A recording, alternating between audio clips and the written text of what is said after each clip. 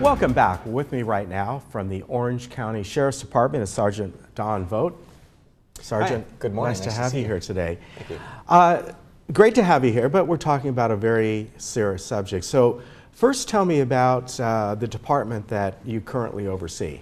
Yeah, so I'm work with the Orange County Sheriff's Department, and I'm the supervisor in charge of what we call the Family Protection Detail. And the Family Protection Detail investigates domestic violence, elder abuse, child abuse, and restraining order type violations. Okay, obviously very serious subject.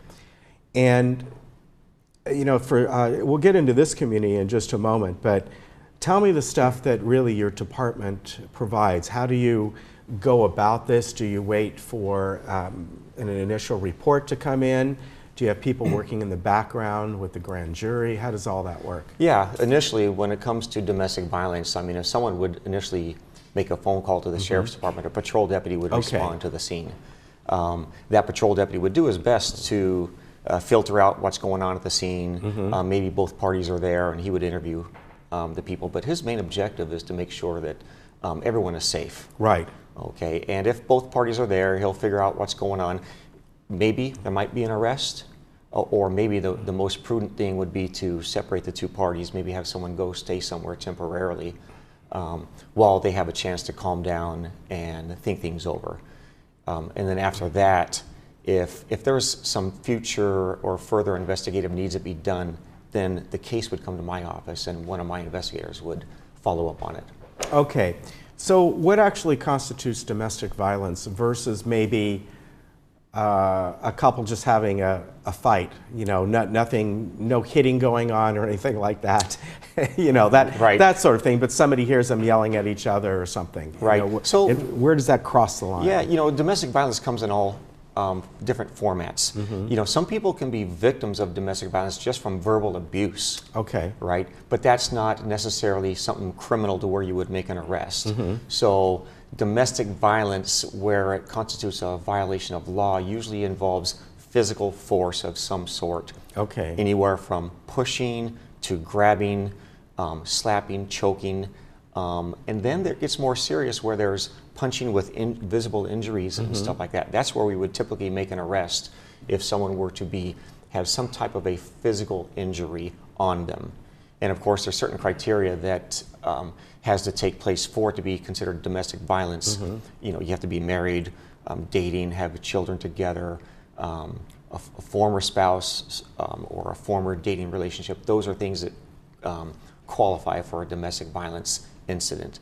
Otherwise, if it was just, you know, two roommates in a fight that weren't in a dating relationship, it would just be considered an assault of some sort. Okay. And I would assume that this would also constitute when maybe a son or daughter goes after the parents. You know, they're old enough, whether they're teenagers or maybe they're in their 20s or 30s and they're still living at home or even coming to visit them. We certainly, unfortunately, saw that recently in what happened up in Aliso Viejo. That was a very good example of that. I mean, that was way, you know, beyond just a small matter, but it can escalate to that. It can escalate to that, and again, when we're talking an adult child living with his parents, that doesn't constitute domestic violence, but it still can be very serious, and the Sheriff's Department will still obviously respond to it. But in the eyes of the law, a son or a daughter assaulting a parent who's not over 65 would just be considered an assault of some type. Okay, not domestic violence. Not domestic violence, right? Because it's a unique criteria for domestic violence. Okay. However, if the parent is over 65, that could constitute what we call elder abuse. Okay. Which we also have investigators that investigate that also. Okay.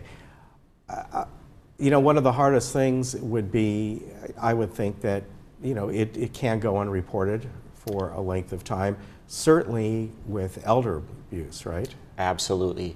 A lot of domestic violence cases go unreported, and it's important to tell your audience that if they feel that they're the victim of domestic violence or ongoing abuse, it's important for them to reach out, ask for counseling, or reach out to the Sheriff's Department for assistance, because we have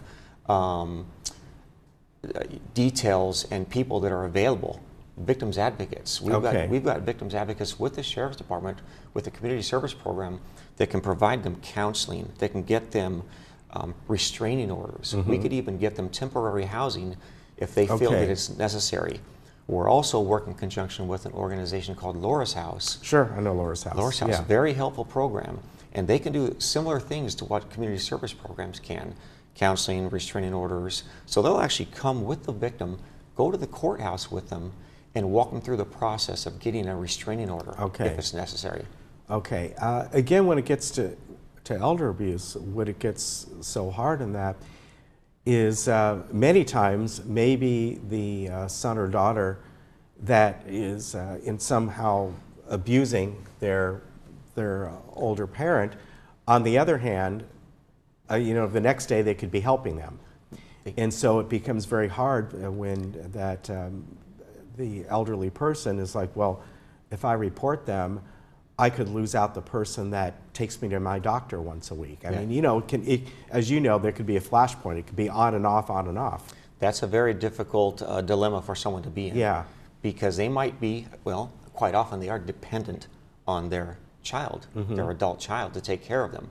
What I've experienced is most adult children, and they're maybe their 40s or 50s, taking care of their parent who might be in their 70s or 80s. They're doing the best they can for the most part, but sometimes they just don't know how to take care of someone who is in that type of situation where they're dependent on them. Yeah, yeah. And most people are doing the best they can, and most of them, of course, love their parents, and their parents love them in return.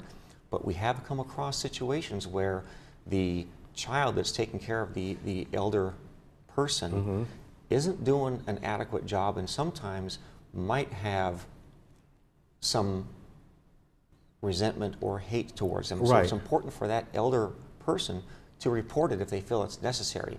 Because again, we can step in with the Sheriff's Department, and the victims advocates can step in and help out.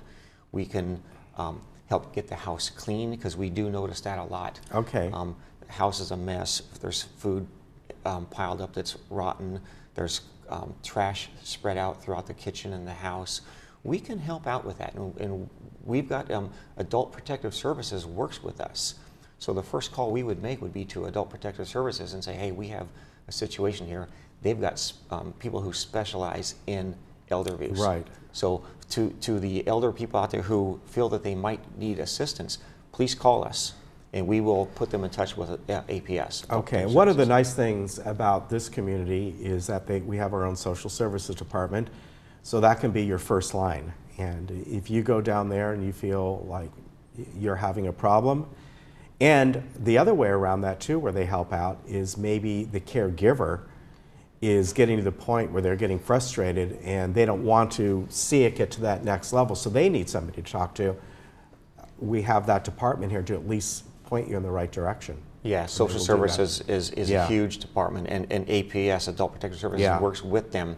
And again, you said, I think the word was frustration. Frustration.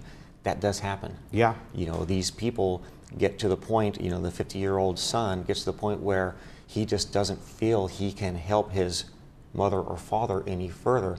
That person can then reach out to Adult Protective Services also and ask for assistance. Very good. Now, I've heard this before, you know, when the deputies go out to a situation, domestic violence, it's often one of the most volatile situations that they can go into, because you have just raw emotions happening, and it can become just, it can get out of hand very, very quickly, even when the deputies arrive, right?